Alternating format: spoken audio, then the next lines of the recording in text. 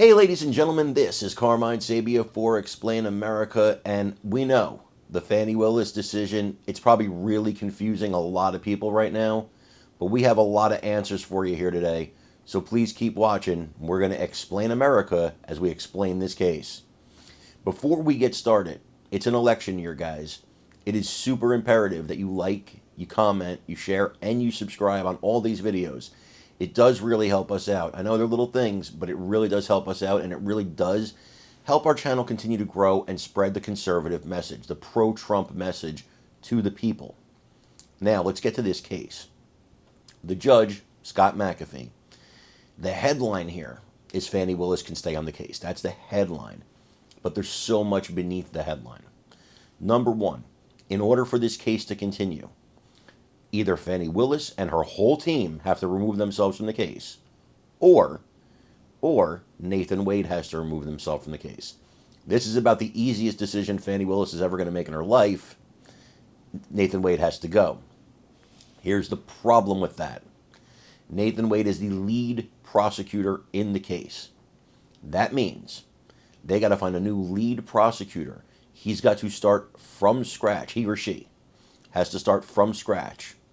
There is virtually no chance that this gets to trial before the presidential election. And if Trump wins the presidential election, this case is toast, done, cooked.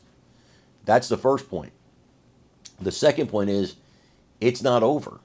Trump's team has responded, and they said they're still going to use every legal recourse available to them to dismiss this case. What happened here is the judge gave the Trump team so much ammunition to continue filing motions, it virtually guarantees delays in this trial that go well past the election.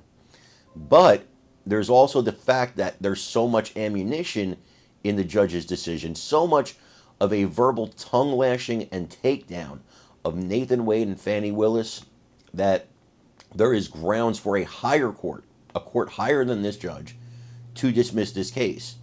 That means Judge Scott McAfee, who's running for re-election in Fulton County, which Fulton County might as well be named Democrat County, okay?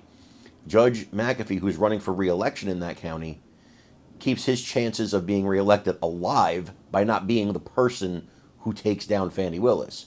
But he left enough in this decision, basically, telling Fani Willis, A, she was unprofessional when she testified. B, he doesn't believe the testimony of Nathan Wade.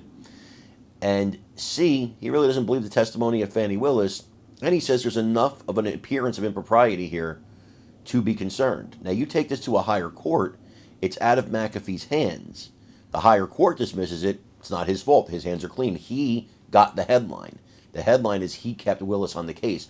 But he kept her on the case in such a way that she is on the thinnest of thin ice. Don't forget, Fani Willis has been removed from cases before. She was removed from a case of prosecuting a guy who she donated to the guy's opponent in the election and had a party for them. So this woman is full of conflicts of interest. She is full of impropriety. She probably couldn't get elected anywhere else but either Fulton County or New York City, maybe Los Angeles or Chicago, like places like that are so democratic, they don't care how corrupt you are. She's corrupt. And this ruling, listen, they can tout it as a victory all day long, but if you watch the actual news, and I'm talking about even liberal stations, because that's my job, right? I have to watch them.